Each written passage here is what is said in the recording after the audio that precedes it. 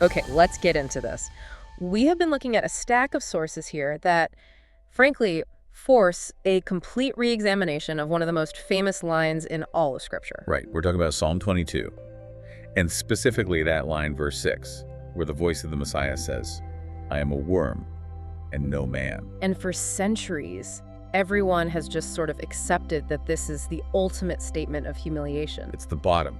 You can't get lower than a worm. It's about feeling worthless, degraded, something you just step on. And that makes total emotional sense. But the material we're diving into today argues that if you stop there, you're missing the entire point. You're missing the blueprint. You are. The sources are clear that this wasn't just a statement about feeling low.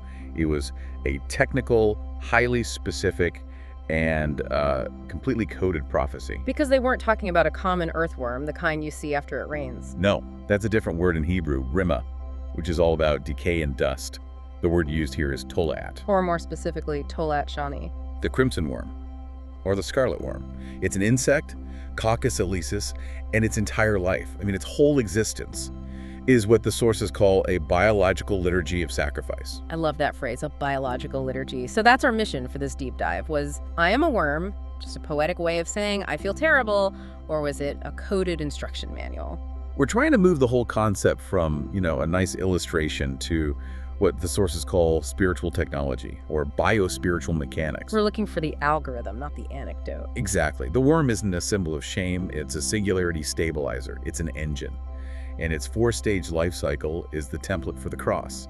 If you can read the worm, you understand the mechanics of salvation. Okay, so to get this, we have to start with the biology, the mechanics. Let's walk through the 4 stages of the Tola'at shani's life, because the parallels to the Messiah's journey are, well, they're jarring. They really are.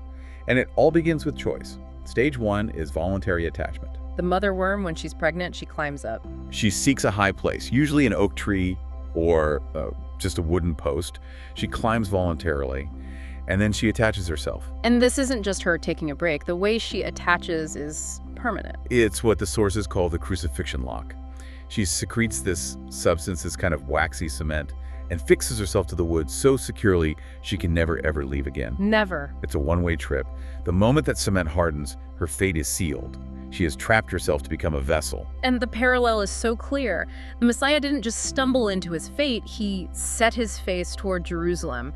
It was a conscious, voluntary act. The constraint wasn't the nails. Not really. The constraint was his own love, his own will.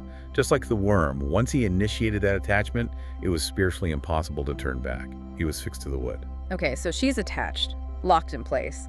That moves us to the second stage, this is where it gets incredibly intense, the sacrifice of the mother. When she's fixed, she lays her eggs right underneath her own body. Yeah. And then she curls her body over them, creating this hard crimson shield, a protective dome. And the babies, the larvae, they have to eat, but they don't go looking for food. No. They feed exclusively on the living body of their mother. Wait, on her living body? Yes. She eats nothing. Yeah. Her internal organs begin to dissolve. They liquefy to become this nutrient fluid, and the larvae consume her from the inside out. She is literally physically consumed so her children can live. That's the Eucharist, but as a biological reality. It's the pre-enactment. When Jesus says, "Take, eat, this is my body broken for you," he's engaging the Tola'at protocol. The mother worm is offering her body as living food while still alive, right before her final death. Wow. So communion isn't just remembering a death, it's participating in a life-giving consumption that starts before death is even complete. That's the framework, and that consumption leads directly to stage 3, the part that gives the worm its name, the crimson stain. Atonement and coding.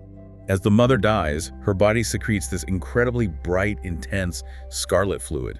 Historically, it's known as Kermes dye. And what does this dye do for the little larva? 2 critical things at once. First, it permanently stains the wood she's attached to. It marks the altar, the cross. But second, and this is crucial, it completely covers the baby worms. They get washed, saturated in her blood. So they're marked as hers for life. For life. And this isn't just any red dye. The sources connect this with astonishing precision. This is the dye that was used in the tabernacle. The very same. The Tola dye was mandated for the tabernacle curtains, the veils, and most importantly, the robes of the high priest. So the priest making the sacrifice was literally wearing the color produced by the creature whose whole life is a sacrifice. Precisely. The worm provides the covering that marks believers as priests. So atonement here isn't a legal transaction like paying a fine. It's a biological pigmentation. It's identity encoding. And it's irreversible. Completely. So we have the attachment, the consumption, the staining. That covers the death. But the final stage, stage 4, is what locks in the entire prophecy. The miracle of the white snow. This is what takes it from a sad story to a resurrection blueprint. For 3 days, the mother is this hard crimson shell on the wood, utterly still. 3 days in the tomb. Exactly. But on the 4th day, a chemical transformation happens. Her body loses all its red pigment. All of it. Every bit. The hard, crimson shell transmutes into this pure white, waxy substance that flakes off and falls to the ground like snow or wool. The red of the sacrifice becomes the white of the resurrection glory. And this isn't just a coincidence. The Bible locks this in with specific language. Isaiah 1:18. Though your sins be as scarlet shani, they shall be as white as snow. Though they be red like crimson Delilah, they shall be as wool. Wait, it uses both words. Shani for the color and Delilah for the worm itself. It uses both words. It's a textual lock. It proves the prophets knew the entire cycle. The Creator wrote the process of purification into the DNA of an insect, then gave the prophets the exact words to describe the work of the Messiah. It's bioencoding at the highest level. That is an incredible biological foundation. So now the sources take that 4-stage cycle and overlay it onto 3 specific psalms, Psalms 22, 23, and 24. Right, and they're not seen as separate poems. They're a single 3-part scroll that describes a soul's journey. A recursive loop. A breath loop, exactly. Yeah. Psalm 22 is the exhale, the collapse. Yeah. Psalm 23 is the breath hold, the incubation. And Psalm 24 is the inhale, the resurrection. Okay, let's start with Psalm 22. The red attachment. This is the worm climbing the tree. And this is what the sources call the singularity point for the soul. It's where the ego attaches itself to the cross and begins to die, so the spiritual seed, the zera, can be birthed. So I am a worm isn't I am worthless, is I am now engaging the protocol of redemptive death. I am a vessel. And if you read the psalm as a description of the worm's physiology, it's stunning. The opening cry, my God, why have you forsaken me? That's the stress. It's the ultimate physiological stress. The worm is separating from everything it knows, dying alone, its body preparing to liquefy. It's the groan of the biological system under the weight of its purpose. And then you get those physical descriptions in verses 14 and 15. I am poured out like water. My heart is like wax. That's a perfect literal description of internal liquefaction. The worm's insides are dissolving to become food. Her core life force is melting, while her outer structure, her bones, are locked rigidly to the wood out of joint. The sources even connect. They pierced my hands and my feet to the worm. Yes, to the structural locking. She's not just sitting on the wood, her lower body fuses into it. She is pierced by the act of permanent attachment. She becomes one object with the tree. Which takes us right into Psalm 23, the crimson shield, the 3-day incubation. This is the stillness. The mother is dead, but her body is now the protective shield. We, the believers, are the larvae, safe inside, feeding. This is the valley of the shadow of death. But it's not a scary place in this model. Not at all. It's a place of ultimate safety. It's the womb darkness under the hard red shell of the corpse. You're safe because you're inside death, consuming the very body that died for you. That's why I will fear no evil. So what about the green pastures? The green pasture is the body of the Messiah, the vessel being consumed. We lie down in the nutrient-rich safety of his death. We shall not want, because we are eating the source of life. Okay, so then what is the anointing with oil in verse 5? My cup runs over. That's the crimson bath. The cup is the scarlet dye, the toll of fluid. As the larvae feed, they are anointed, washed, and permanently stained by her fluid. That's the identity encoding. They are marked as her offspring inside that dark, bloody chrysalis. It's just, the parallels are so exact. This leads us out of the darkness and into Psalm 24, the white release. Day 4, the transformation. The red suffering becomes white glory. And the psalm says, lift up your heads, O you gates. The gates are the hardened shell of the mother worm. For the new life to emerge, that shell, those everlasting doors, have to lift or crack open. To release the children. Exactly. And that's when the King of Glory enters. And the King of Glory is? The white wax. It's the physical residue of the completed sacrifice. The red is gone, replaced by this pure white evidence that the cycle is complete and a new, pure life has begun. Red attachment, crimson stillness, white emergence. It's a perfect algorithm. This just completely shifts everything. We're not talking about poetry anymore, we're talking about physics. The sources call it moving from emotional sentiment to structural mechanics. Right. The old story is that I am a worm is about low self-esteem. The sources say no, that's not it at all. It's about what they call compression physics. Okay, compression physics. Break that down for us. What does that mean? It means the worm state isn't a moral failure, it's a structural requirement for dimensional travel. The soul, with all its ego and pride, its spiritual surface area, has to collapse. It has to fold in on itself and become zero volume. Why? To what end? To fit through the wormhole into the next dimension, the protected space of Psalm 23. So, humility isn't about feeling bad about yourself. It's about making your spirit small enough, aerodynamic enough, to pass through a gateway. That's the core of it. Humiliation is dimensional narrowing. Your ego is like this big, bulky object. It has to collapse like a dying star to create the wormhole. The worm is the most aerodynamic shape of the spirit. You can't get into the kingdom without first collapsing your volume. Wow. Okay, so if the collapse is a requirement, then the pain and despair of Psalm 22 must have a function. It's not just suffering. It's the engine. The agony of attachment is not a failure. It's dimensional propulsion. It's the fuel for the transit. The kinetic energy that drives the whole process. Yes. The pain of Psalm 22 is what powers the restructuring that happens in the stillness of Psalm 23. The worm becomes completely still through pain, and in that stillness, life passes to the next generation. All true ascension begins in that stillness, under blood. This also changes the meaning of crushing, doesn't it? It brings us to this idea of the indestructible seed, the zera. The simple metaphor is just worm dies, babies live. This gives the mechanics. And the core theorem is this: God does not crush the seed, he only crushes the shell. The ego, the husk. Exactly. The suffering is a targeted action. It strips away the exterior, the part that has all the volume, but it preserves the eternal, indestructible spiritual core, the zera. The crushing isn't destruction, it's a harvesting technique. It's how you liberate the life that's trapped inside the shell. And the byproduct of that crushing, the crimson dye, is reframed too. It's not a legal payment, it's Atonement as identity encoding. so less like a legal transaction. And more like a biological pigmentation of the soul. The dye is what the sources call transdimensional recognition coding. That sounds like science fiction. What does that actually mean? It means the dye is a signature. It changes the very frequency of the soul, marking it so the system of heaven can recognize it. Imagine the gates of glory in Psalm 24 have a scanner. That scanner is reading the frequency of the Tola'at dye. So the stain isn't about guilt, it's a data carrier. It's a necessary upgrade to get through the gate. Precisely. And the dye is indelible, can't be washed out. Once you're marked, you carry that crimson signature that grants you passage. It's the permanent coding for the new resurrected order. So if this whole cycle is a fundamental spiritual algorithm, then the Last Supper has to be a literal activation of it. It is. The sources call it the pre-attachment protocol. It's the moment before the collapse of Psalm 22. It starts with the setting, the upper room. The high place. Just like the worm seeks the tree, Jesus chooses the upper room and binds his spirit to the table, which becomes the altar.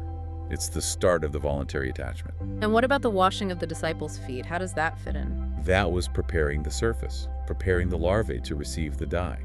You have to wash away the dust of the world, the impurities of the ego, so that the crimson signature will adhere directly and permanently to the soul. Clearing the reception area for the signal. Exactly. Then you get the consumption protocol, starting with the bread of compression. Take, eat. This is my body broken for you. This is the physics in action. The Creator, infinite volume, compresses himself into the bread, which represents zero volume. And the act of breaking it is cracking the exoskeleton of the ego. Fragmentation is the distribution method of life. A whole seed feeds one, a broken seed feeds many. The worm has to be crushed to be food. Jesus is initiating that process spiritually before it happens physically. And after the bread, the wine of transcription. This cup is the new covenant in my blood. The wine is the Tola'at. The covenant is no longer written on stone tablets externally. It's written internally, biologically, in this indelible dye. The spiritual pigmentation. It's permanent marking. Drinking the wine is accepting the signature, the frequency code. The blood is the transcription agent that encodes your identity for transdimensional recognition. Which makes the final command, do this in remembrance of me, so much more powerful. Because the Greek word is anamnesis. Yeah. And it doesn't just mean, think about this, it's not nostalgia. The sources define it as field-level invocation. Field-level invocation. I mean, it's a form of time travel technology. So every time someone takes communion, they aren't just remembering an event, they're re-entering the cycle. Yes, it's a dimensional re-entry. It activates the worm cycle recursion in the soul. You re-enter the blood cycle, the collapse to zero protocol, to maintain that aerodynamic spiritual shape you need for ascension. Okay, if this is a foundational code, a fractal, we should see it echoed elsewhere in Scripture, and the sources point directly to Isaiah 53. They call it the chromosomal echo. It's the genetic sequence of the worm's life, prophesies. Look at verse 3. He was despised and rejected. Just like the grotesque crawling worm. Then verse 5, he was wounded, he was bruised. That's the biological necessity. The mother's exoskeleton has to be broken, ruptured, for the life-giving dye to flow out. And then the big one, verse 10, yet it pleased the Lord to crush him. Which confirms the theorem. God doesn't crush the seed, he crushes the shell. The crushing is the harvesting technique. Isaiah 53 isn't an allegory, it's the genetic instruction set for the worm body protocol. Let's shift from the body to the structure, the cross itself. The sources say it's not just an execution device. No, it's a dimensional anchoring frame. A biocrystalline lattice anchor. It's the physical fixed point in space-time where the compression event happened, and it holds that memory. They call it a 4-vector harmonic stabilizer. Let's unpack that. Okay, think of the cross as an intersection. The vertical axis is the breath line, divinity coming down into flesh. The horizontal axis is the separation line, love stretching out to cover the world. And the diagonal axis, the z-axis, is the recursion line that wraps the event into all of time, past, and future. And the center point is the 4th vector. The singularity, the point of compression. I am a worm. The bleeding body on that frame creates what the sources call a blood geometry. Yes, the blood comes from the 4 key points: head, side, hands, feet of fourfold symmetry. And it's not just washing away sin, it's a reverse Edenic torrent, bringing the rivers of paradise back into corrupted space and encoding the wood itself with the frequency of atonement. So just like the worm permanently stains the tree, the cross becomes a permanent resonance beacon. This is radical. Memory isn't just in heaven, it's anchored in material. The cross holds the quantum imprint of that sacrifice across all time. And the final piece of this puzzle has to be the veil. Yes, the veil is the shell. At the moment he dies, the veil in the temple is torn in two. It's a perfect mirror of the mother worm's outer shell, hardening and then breaking. The veil was the architectural symbol of the biological shell that had to be broken. So the tearing of the veil was the cracking of the carapace, the breaking of the shell to reveal the Holy of Holies, the seed, the zera, fully formed and ready for resurrection. We have to end on the final alchemical result of all this, the physical proof, the wax that falls like manna. This is the morning of the 4th day.